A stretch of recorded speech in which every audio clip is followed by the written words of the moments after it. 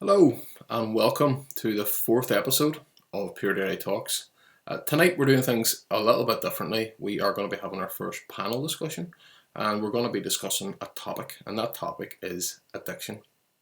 This is a subject obviously that most people around the city will be able to relate to. It's either affected them or it's affected a loved one. So I'm delighted to say that we are joined tonight by Gary Rutherford, who set up Arc Fitness, his wife Ciaran, who has been at the coalface not only of his own journey, but at that organisation and the great work that they're doing, and one of their coordinators, Max Campbell, who has been on board since the early days. And these are three individuals who are helping to, not only tackle this problem across the city, but who are helping individuals day to day at the coalface of the struggle to get clean, to get sober, and to turn people's lives around, and they're doing a fabulous job. So I have spoken to Gary before, on a precursor to this podcast, but I really wanted to try and bring a conversation to this platform on this subject, especially now, because I think, as we all recognise throughout the course of this pandemic, we're all drinking a bit more, we might be taking other stuff, and it's given us all a little bit more light relief in the short term, but long term these things tend to create problems, as we all well know.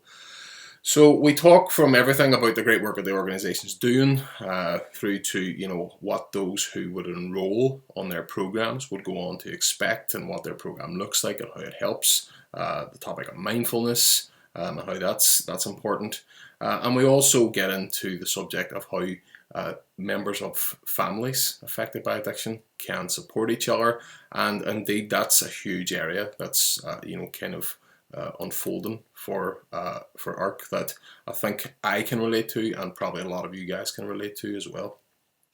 I talk about it from my own experiences. I've mentioned briefly before that I've got members of my family who've sort of gone down the rabbit hole of drinking and have ended up drinking on the street. But it's worth pointing out that this is the kind of the far end of addiction, and that there are many others who are just struggling with addiction whilst trying to hide it in plain sight, who are drinking at home, who are trying to hold down a job, who have just found themselves getting swept up in the escapism of substances.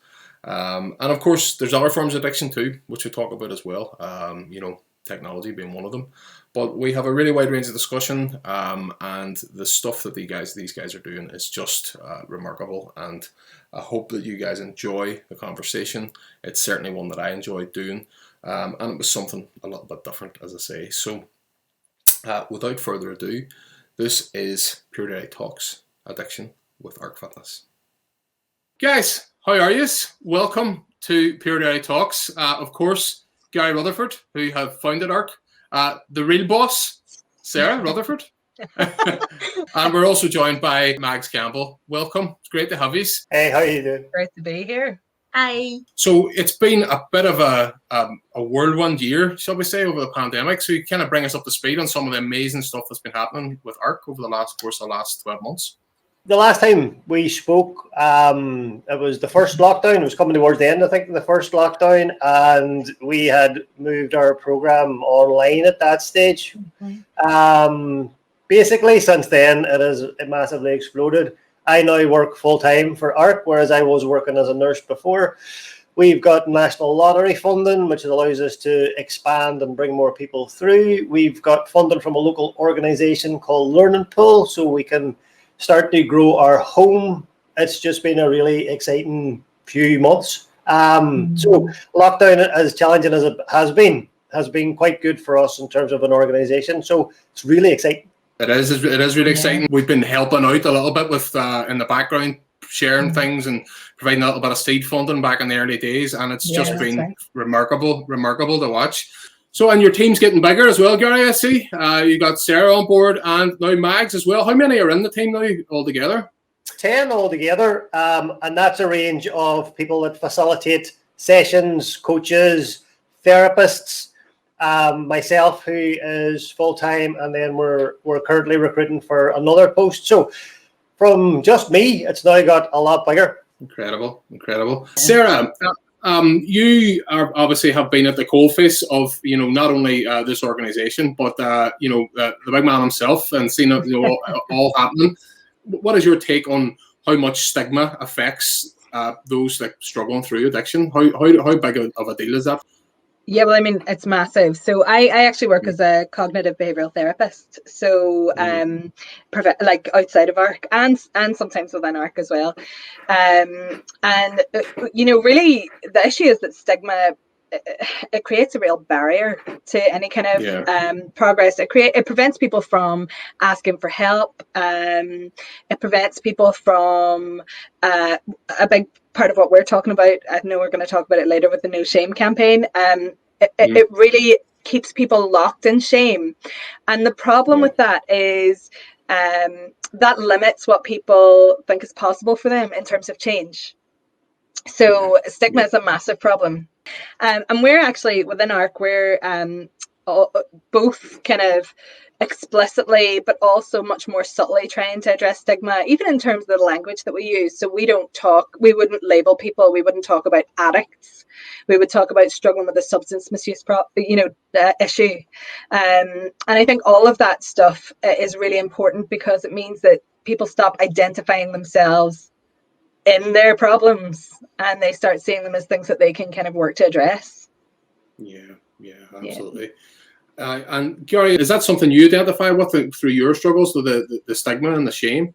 So people see me now and they see ARC and they see the nurse and they see Mary, they see all that, but people didn't see what it was like before. And there was things that, I have a past. I have always held my hands up. Things have happened that I've been very unhappy about because of the things that I was struggling with going forward. And those things kept me locked into what I was doing. And I made a point really early on in my recovery of being quite open and transparent, because I found that whenever I was doing that to the right people, that helped me move through the shame and the stigma and all that sort of stuff.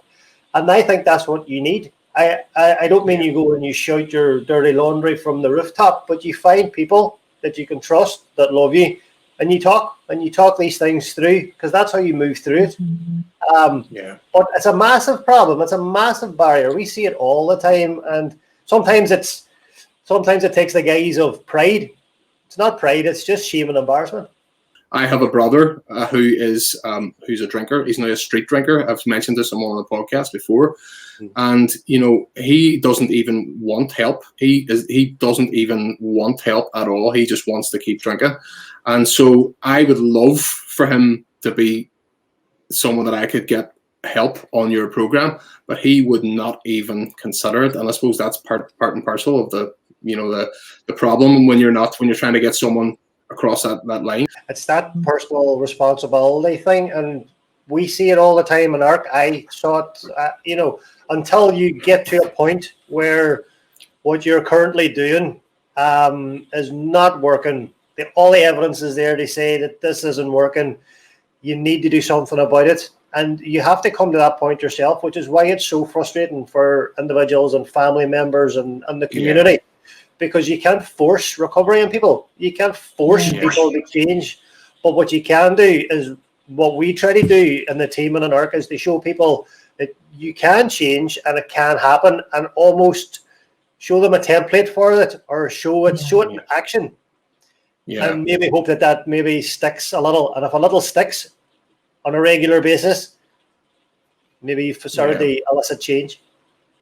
I would consider myself an addict of technology. There's other forms of addiction that can have hugely detrimental effects on your relationships and the people around you. So it is it's such a massive topic, and I think I know off the top of my head I would consider myself addicted to caffeine, addicted to sugar, addicted to the technology.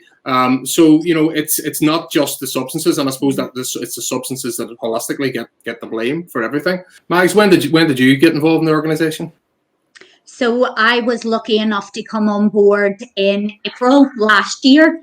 One of the benefits I would say that came from this whole pandemic, it gave me time for my full-time job, and I came on board as a volunteer fitness coach and helped with the classes, and then I teach mindfulness for the organisation as well. That was something I wanted to cover tonight, because I have recently started practicing mindfulness for myself. I have found meditation and just trying to be more mindful has been hugely beneficial, not only for my anxiety and my stress levels across the course of the pandemic, but also for dealing with things like grief and loss and I think there's very little applications for it that I can't think of. Can you talk a wee bit about how the I suppose the practice of mindfulness helps in addiction? Yeah, so I think it is really that giving people the opportunity to become aware of themselves. I find a lot of people, as have gone through, just chatting about, when they come to that recovery path, just finding a sense of who they are again without the substance, and when they're on that road to recovery.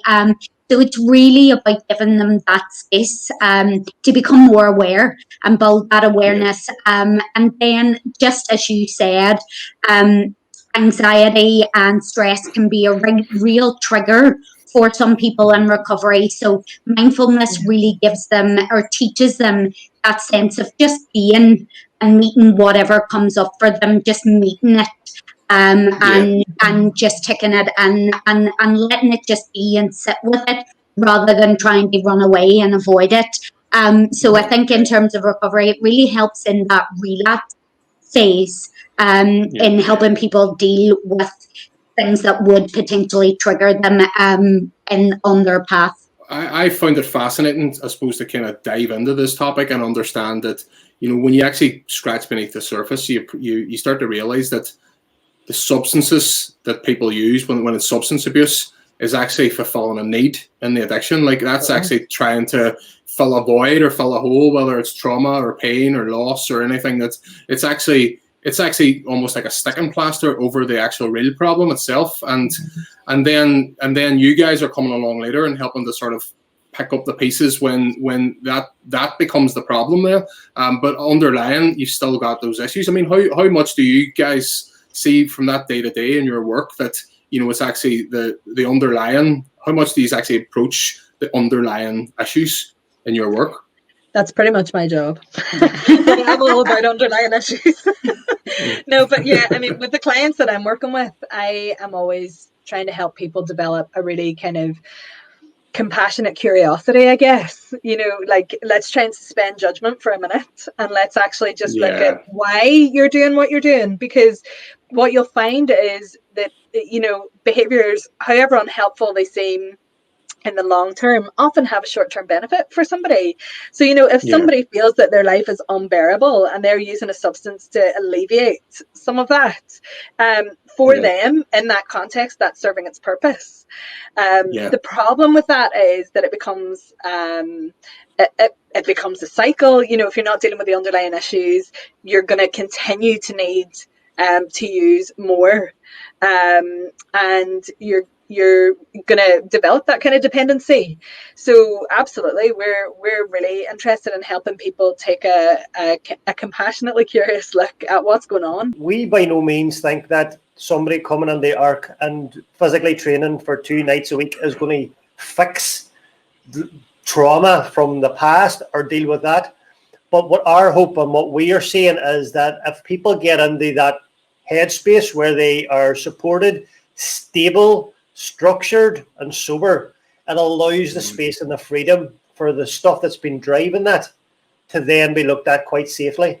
Because if you try to do it all straight away, it's difficult, it's hard. This is a process. So we're very much aware that people are coming with a suitcase full of stuff.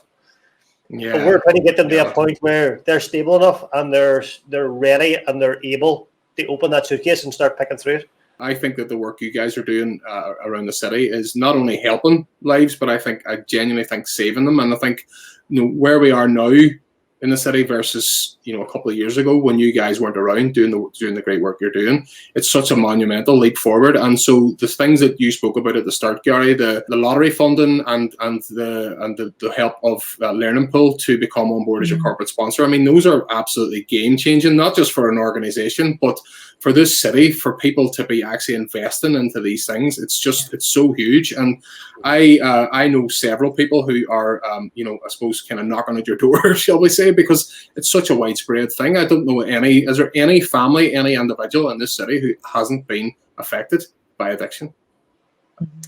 And that's, it is, and unfortunately, it's widespread. But you're right, it is kind of encouraging people to be inquisitive about it now.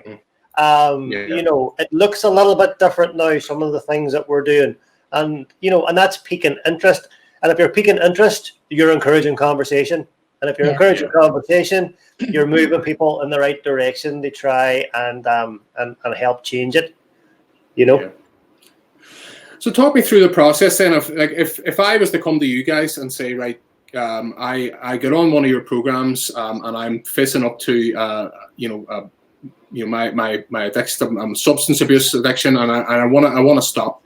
Like, talk me through kind of the program that you guys would put me on and take me through. I'm going to pass this one to Mags. I'm going to let Mags talk about the physical side of this, and then I'll talk about the educational piece as well. Okay. I think, just as we get on to what the 6 weeks looks like, just as Derry was saying there about the conversation changing and a lot of families being affected by this, I think that fitness element tweaks people's interest as well. A lot of people would maybe encourage somebody, they come to the gym with me and let's do a wee bit, or maybe they've had a fitness background in the past or some kind of sport that they've been interested in, and the fitness side of it, I think, really brings that element of, I loved fitness at one time, and maybe that's a good way to go about it, or it's a different approach as well. So it makes ARC just stand out a wee bit too, and just encourage that different conversation as well, or encourage any type of conversation for sure. But with regard to the 6 weeks, then if somebody has come on board for the program, what we would start with is an induction with the team. So just to get to meet the whole team, what everybody does, what's on offer there. And then they follow a structured program for the 6 weeks. So they're training 2 evenings a week. And as well as that, they have a mindfulness session in the week. They also have a check-in, which we would do, which just gives them the ability to come and connect with the community, sit down and have a chat, what's going well, as in share any concerns as we go along. And then we've got things as well, like running therapy that's included in there. You mentioned, Ciaran, about just unpacking the things as it goes along. So obviously the fitness is at our core, but then we do have things as people start to follow through the 6 weeks where, they are now on the road to recovery. They start looking at, right, what is the issues here. We do have things like the mindfulness in the program to help them deal with those difficult emotions or feelings that come up. Sarah's there with a CBT. They help unpack things as they arise. We have a running therapist as well as part of the program who offers counselling along with running therapy. So the two combined together. So there's a lot there on offer as we go through the 6 weeks. But I think the greatest thing is watching the sense of self-esteem build and the confidence build. When people manage to survive a workout, and bearing in mind they're coming in thinking, I haven't done this for years, or I've never done it before, I'm never going to be able to do this, and that self-esteem is maybe really down low, and they know they want to do it, but it's taking that small first step. When they that self-esteem that builds, and that sense of achievement and confidence that builds through the 6 weeks and in each workout, it's phenomenal to watch. It really is. I think a big part for us, and it's happening through the meetings and the mindfulness while during lockdown, But outside of lockdown, there were social activities, there were coffee nights, and I think, we are a community-based model, really. And it's really that's all about intimacy building. So building those feelings of connection for people who maybe feel very disconnected from a lot of the world around them. So, that's one of the things that's offered as well. That was something on my mind, Mags, when you were talking, and Sarah, you just said that it's that community aspect that I really look on from afar as someone just who admires the work that you're doing and doesn't necessarily know a hell of a lot about it, because I'm not going through these same struggles, but just really impressed with the fact that it's this community aspect to it. And I suppose for the reasons that we're talking about earlier, whatever people's demons, for want of a better word, that they're battling, which aren't necessarily the substance, but the precursor to that.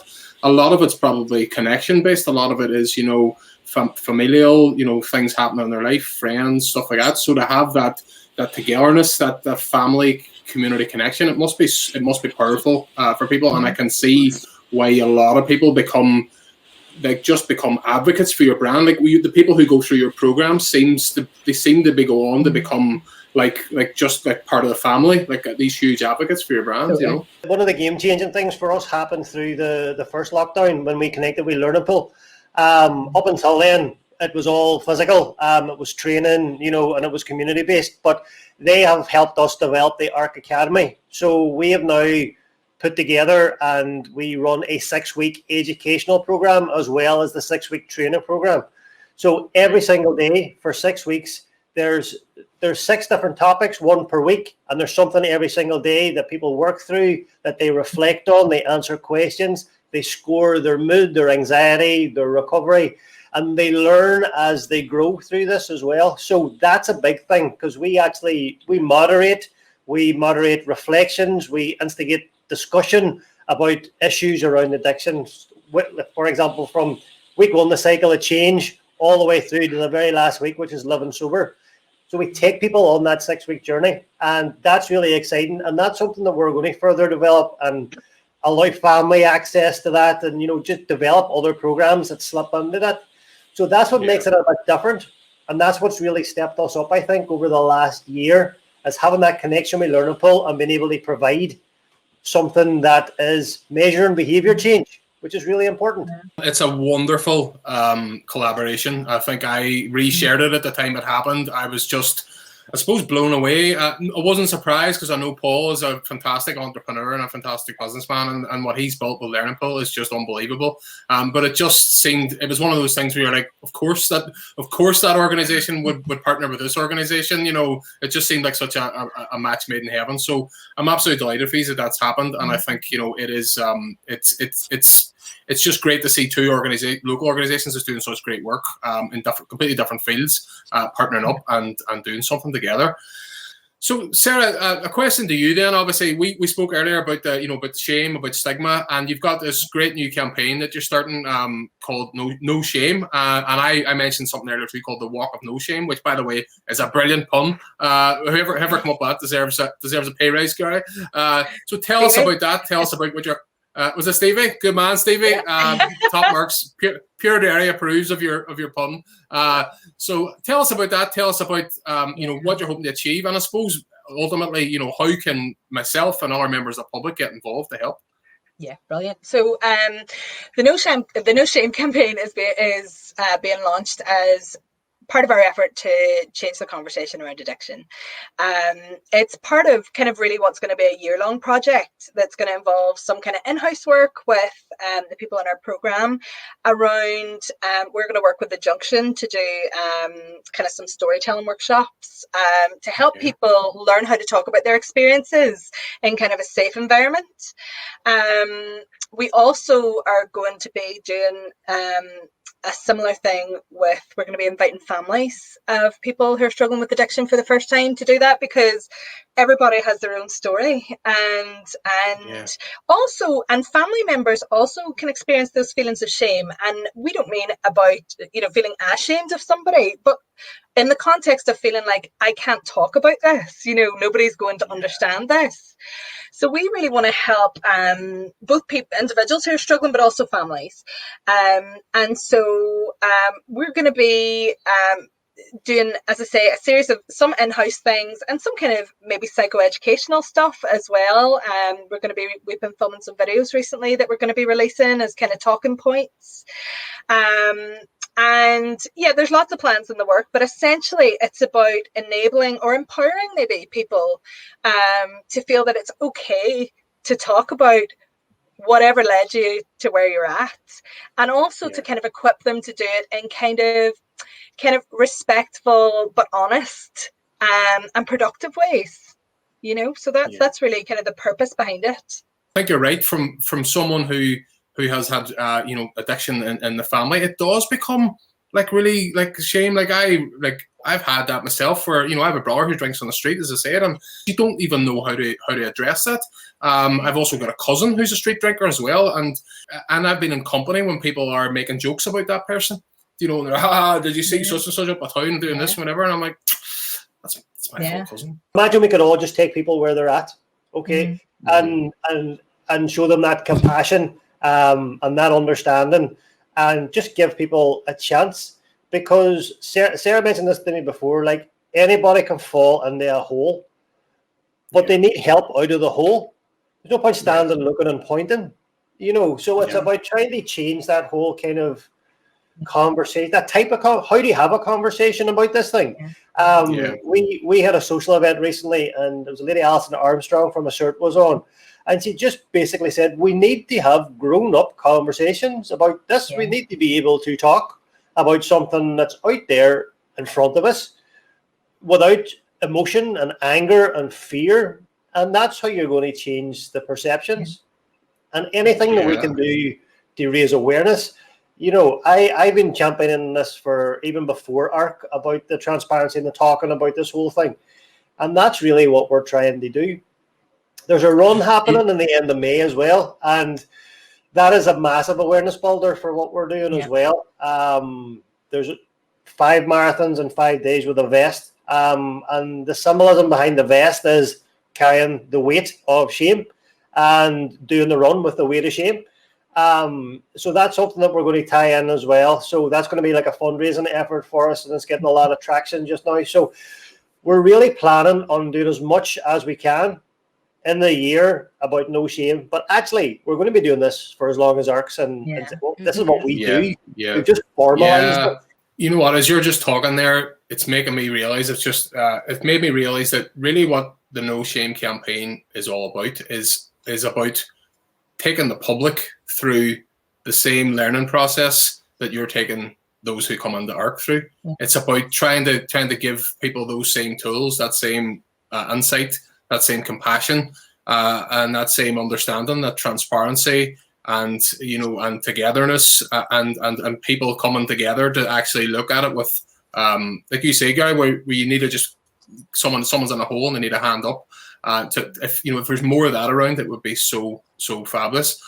Max, from your point of view, is that something you see a huge development with people coming onto the course? Those values of like being able to share and being able to talk and being able to, I suppose, to see that destigmatization and that shame. Can you visibly see those things kind of dissolve as people come through the program? I think you can do, and interestingly enough, we just had this conversation last night on the mindfulness. We talked about boundaries and protecting your peace, and what takes away from your energy and drains it, and what promotes it, and seeing people having that building compassion for themselves through the mindfulness and through the whole process, building that confidence and that self-esteem and that self-worth, as we said, and being able to not feel, because of shame and because of regret of things that they've done in the past, that they almost need to please everybody and keep everybody happy.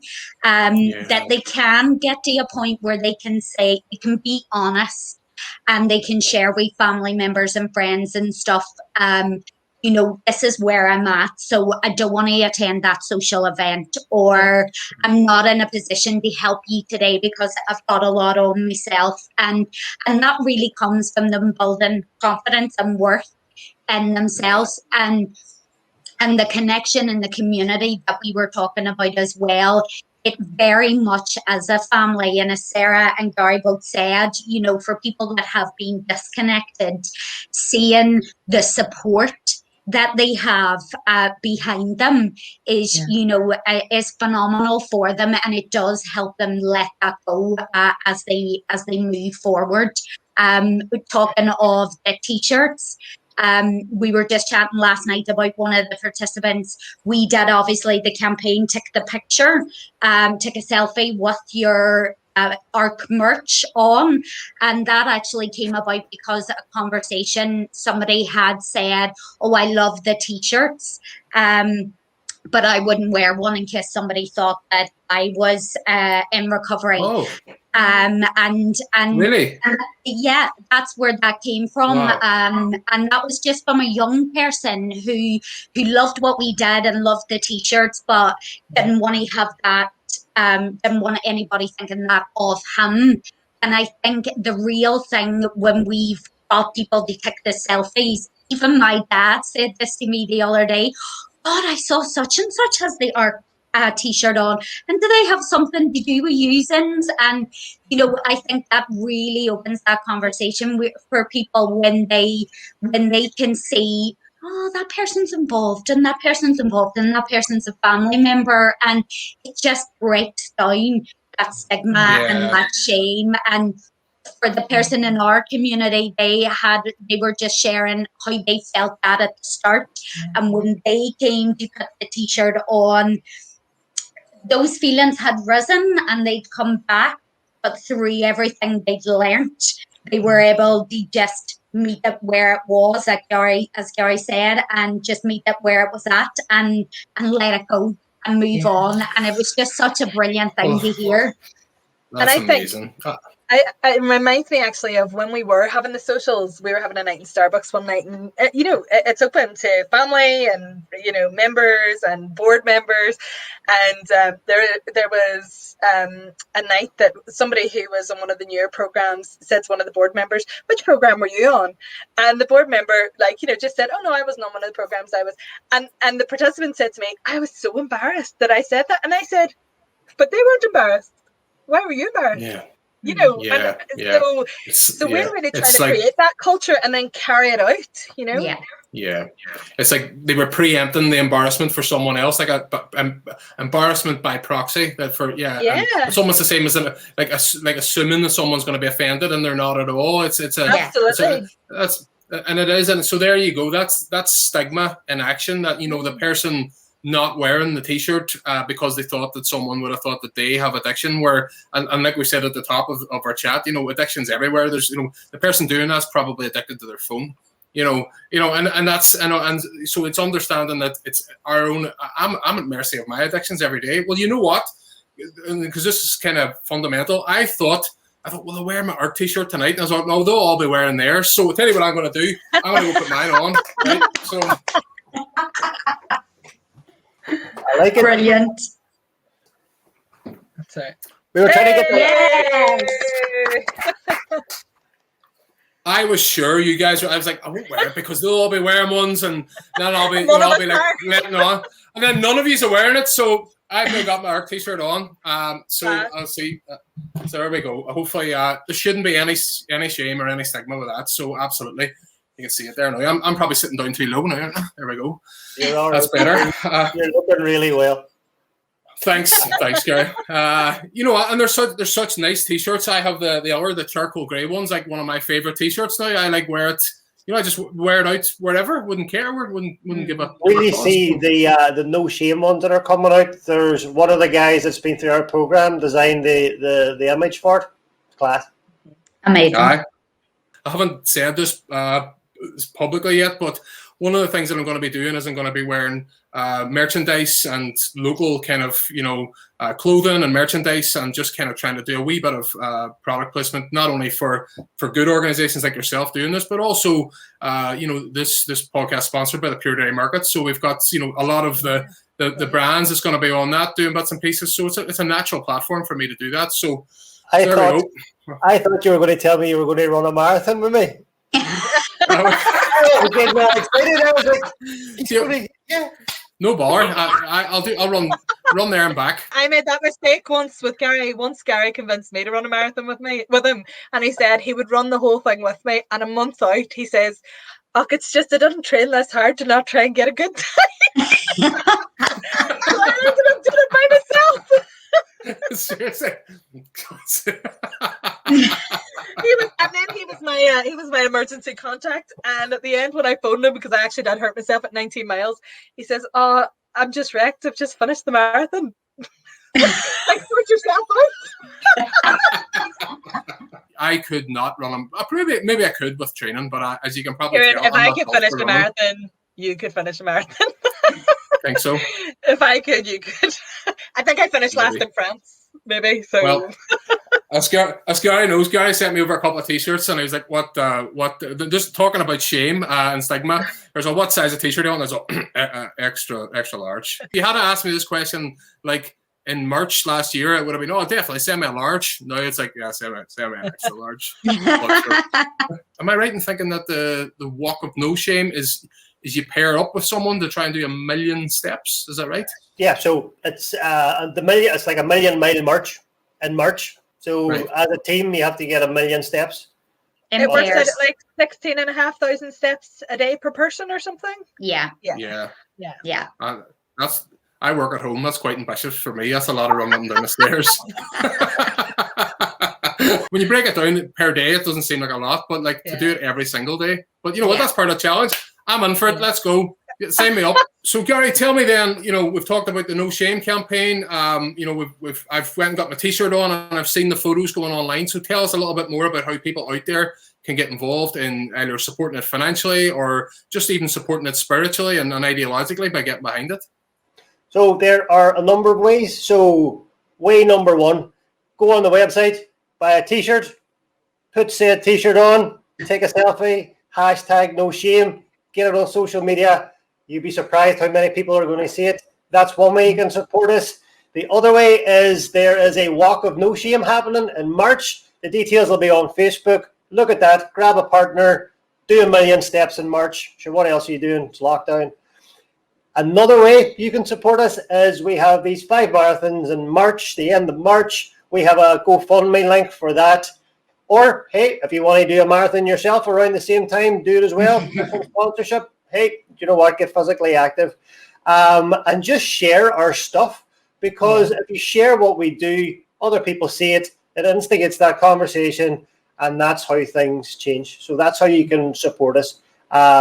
As you have been doing for the last 2 years. It's been wonderful. So thank you all. Yeah. Well, I'm gonna do a selfie now. Hold on. Hey. There we go. He's all in. I think get these all in here. Hold on. There we go.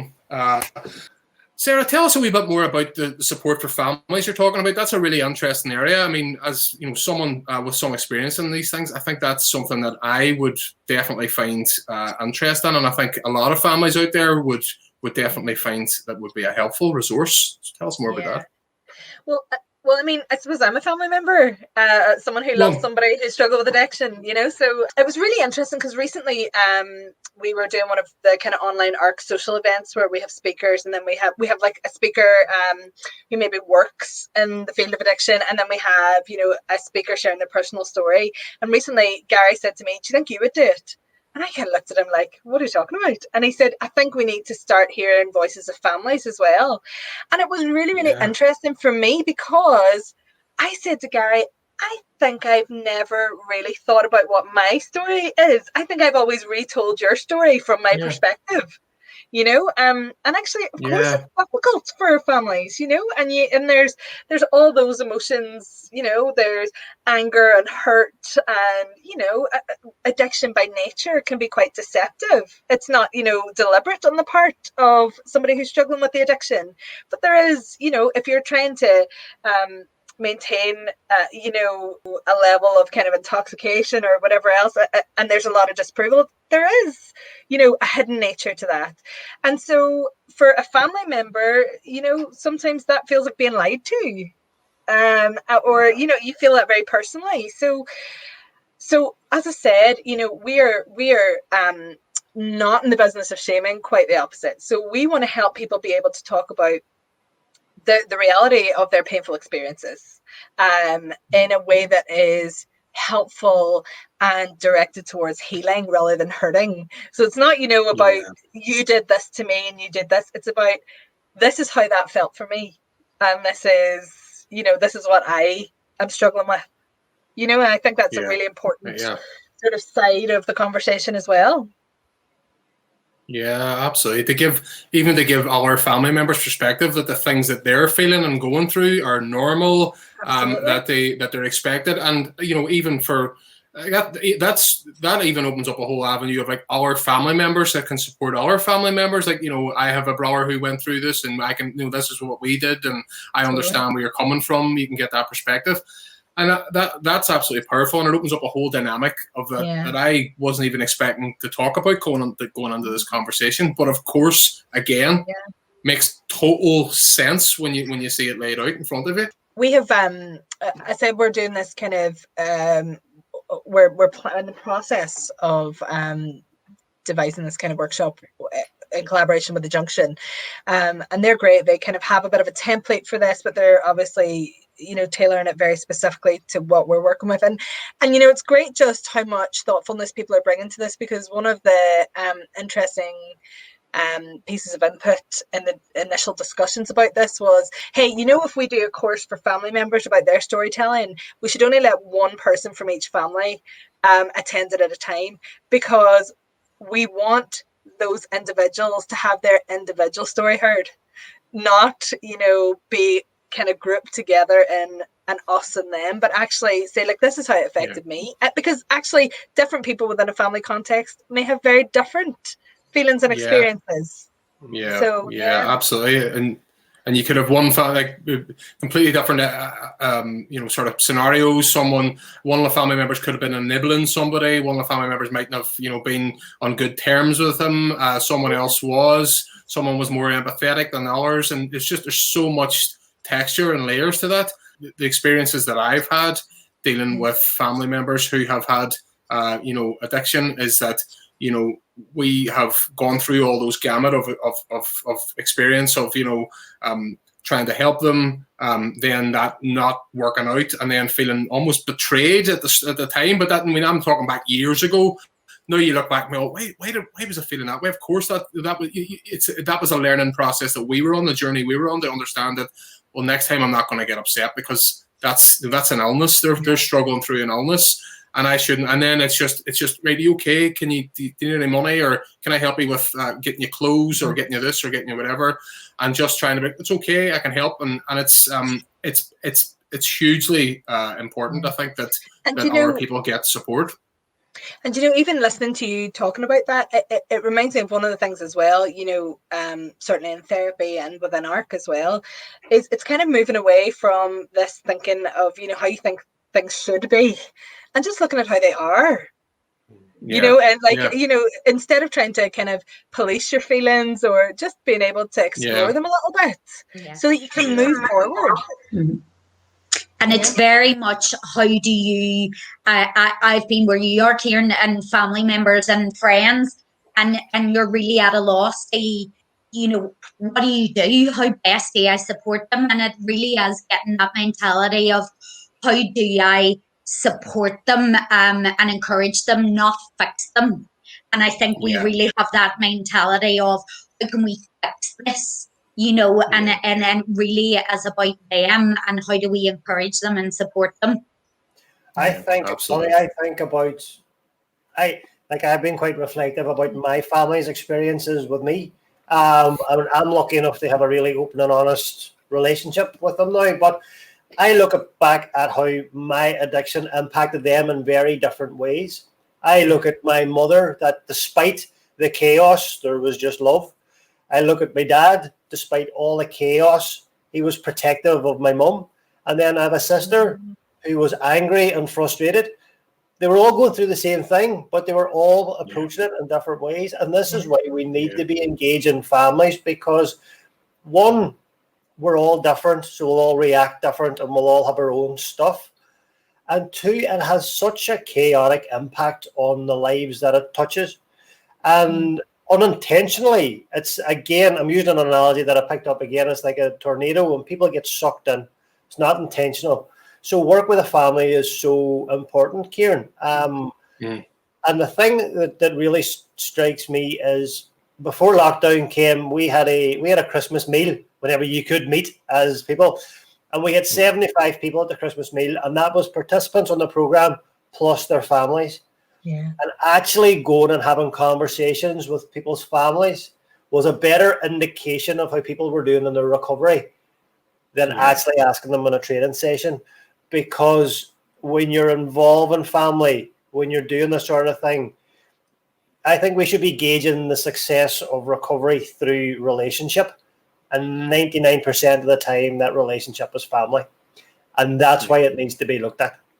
It opens up a whole new avenue for not only those people who are, struggling with addictions, but also for the families that need support and need help and need guidance. And the whole No Stigma, No Shame campaign brings that to the fore, I think, in a beautiful way. Sarah, you said something there a moment ago, that reminded me, actually, if I'm being a geek about it, of a line from Avengers, which is when Samuel L. Jackson says, "We take the world as it is, not as it should be." And I look at what you guys are doing, and I look at what people who've come through your course and who have gone on to become advocates, who have their family members supporting them, who are posting on social media or posing in their T-shirts, not only them, but their families as well. And just seeing that positivity and that encouragement coming off, and that love and that togetherness. And genuinely, I think, these are superheroes of what these are doing in the city. And it's so incredible to watch that play out.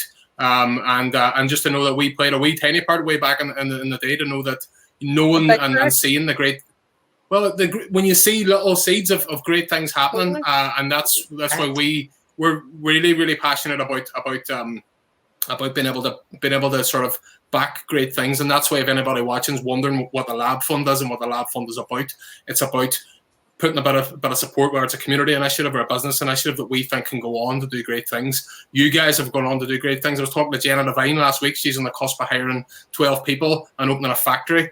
That's again, lives being changed. So, it makes me genuinely full of pride. Thank you, not only from my point of view as someone that has family and that are struggling, but also I suppose from everybody across the city. This is good. Can I just say, good. I think you are totally amazing. Because our big thing at ARC is, hope is contagious. And you see the Lab Fund, that was not a small, investment. That was investment in a dream and a real vision for things that has just propelled Gary forward and what we're doing. And I actually just think you're such a force for positivity in this town. I think it's amazing. So thank you so much for giving us time. Oh, no, I appreciate it. Can I put that button? Yeah, put that on. And then I was like, he might edit it out. No, well, thank you. You know what? I try to be. I don't claim to be any white knight. I have my demons and my struggles the same as anybody else. But what really helps me in my day to day is trying day to day to stay positive, to do good things, to do right with people, and to live my life with a wee bit of integrity. And genuinely, that's how I try and live my life, and just to try and share that about. And if it helps others, then great. And if not, it's helping me. So, which is quite selfish, but genuinely, I had this conversation last week with Ciaran, where I just says, I know that being positive and positivity is a decision you have to make every single day. For me, it's so easy to just wallow. I would just be suffering in depression if I didn't fight, if I didn't struggle every day to fight my way out of it. So thank you, sir. Much appreciated. I mean, You're the very lab welcome. fund, Ciaran, and like Sarah said it, like, you know, in terms of your positivity, what the lab fund did for me, it validated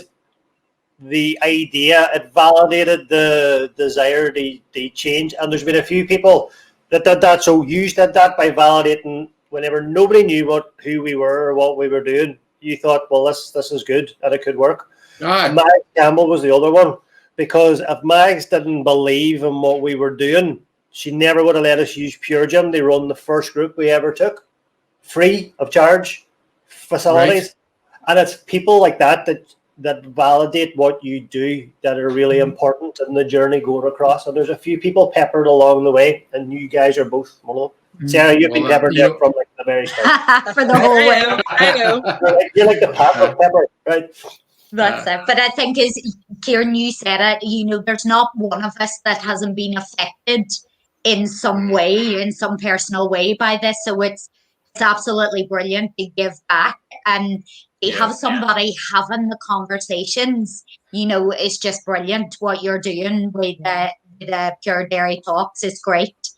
Already I have had a couple of people come to me saying, oh, I've seen your podcast with, you know, XYZ, I've seen your podcast with Pat Ramsey, it was great, and I'm looking forward to the one you're doing with ARC. And I said to them, well, if you think that's going to be helpful, and you know, I said, well, you should check out this podcast by this person. And I started like podcast geek rhyming off. I said, I don't listen to podcasts, but I'm listening to your podcast. And I was like, that was really powerful to me. And I understand that because of the popularity of Pure Dairy, and because of where we're situated, that this could be a gateway podcast to some amazing people. Yeah. You know, like Gabor Mate and like Judd Brewer and all these people.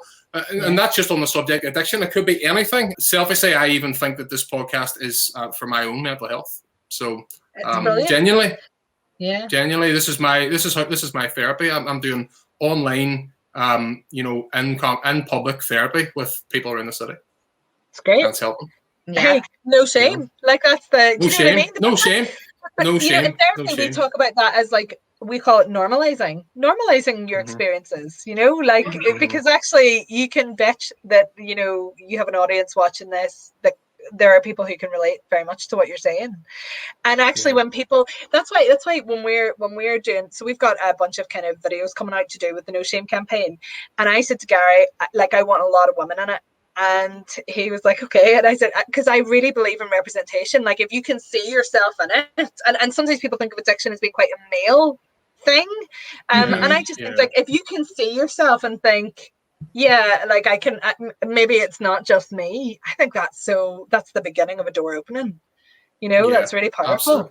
You know, I've genuinely found this medium to be so helpful. And sometimes it's not even listening to like experts. It's sometimes just listening to someone that you can relate to, you know, someone that you really like or relate to. Like if you were listening to like Christopher Ferry from Very Clever, and if he happened to say something like, I was tuning on to listen about funny cards, but he mentioned something, or Jenna Devine mentioned something about having OCD and all these things.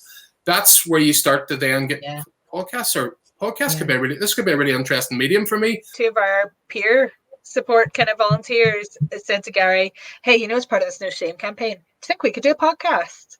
You know, like a 10-episode podcast? And he was like, you should. I'll help you. I'm learning so much. And anything I learn, I will share it with you guys. Anything you want in terms of equipment, technology, anything I can do to help, certainly is at your disposal. These two guys are just hilarious together. They're hilarious together. Yeah. They're very different people, but put them together and they've been through the program. They didn't know each other before, but they're hilarious together. Yeah. So you should just do it. You should just definitely. Yeah. What are you going to say? Yeah, my last question to you. Yeah. Many of those books have you read behind you? Yeah. I've got a great book. I've got a great book recommendation for you. If you're on the topic of shame, have you read anything by Brene Brown? Ooh. Brene Brown, no. She's got a great book called Daring Greatly. Brene Brown, Daring Greatly. Which is from a quote that she stole from Theodore Roosevelt, and then we've stolen the quote from her for one of our videos. So, but it's a great book. Does she have a Netflix program? It's like an hour, 15 minutes. It's got a great TED Talk too, a brilliant TED Talk. Yeah. all about shame and vulnerability. Ciaran. It's class. That's interesting. We could probably add this in here, but I have been kicking a wee idea about for the last for since forever. I don't want to try and pack too much into the podcast, but I've got a wee idea that I want to do in combination with a local bookseller, which is called Shelf Help. Which is the idea that the guest that comes on recommends a book. I was going to leave this until the podcast develops a wee bit more, but if we now want to start doing Shelf Help, can you one of you guys want to shout out a book each maybe that you think is reading? So Derry Greatly by Brene Brown. Yeah. Okay. Mags? But I'd go for The Power of Now, which ties in with the mindfulness and everything as well. Yeah. I am currently listening to The Power of Now by Eckhart Tolle, so there you go. It Love is it. a fantastic Power of Now. Gary, what's your Shelf Help book?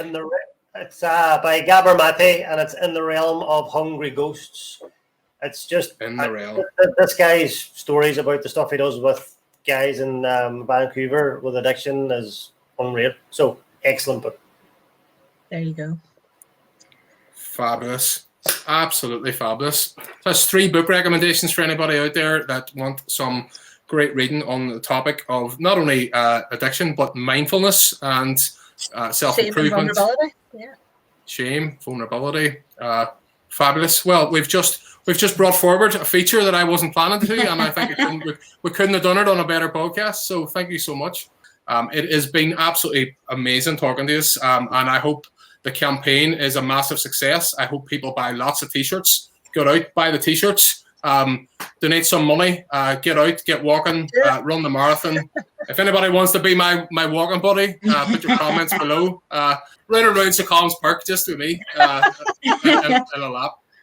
But guys, it has been absolutely phenomenal speaking to you, and I think we're all watching and hoping that that someday you won't be needed. But unfortunately, we do, and we couldn't be in better hands. Thanks very much for agreeing to do this. Thanks for having us. Guys, take care, and I'll speak to you soon. All right. Bye. All right. Thank you so much. Bye. Stop there. Bye, Ciaran. Well, I hope you enjoyed that. Really interesting chat. What a great story, and the work that they're doing, I think you'll agree, is just fantastic. And get involved.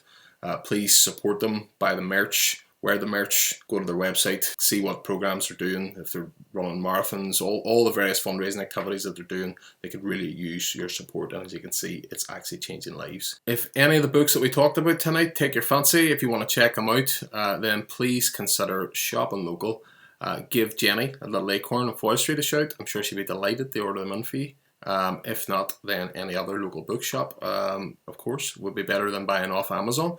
But of course, it's just important that you get that information. So if you need to buy it off Amazon, then you know what? No shame. Next week, I haven't actually decided who our guest's going to be, to be perfectly honest. I've been speaking to a number of really interesting local people. I mean, that's pretty much the theme of the podcast, as you probably noticed. But there's 2 in particular I just haven't decided, so I'll announce that during the week and let you know who we're going to be speaking to next Sunday night. So whoever it is, I'm sure you will enjoy it. So tune in next Sunday at 7 p.m. for another Pure Derry Talks. Thanks, folks.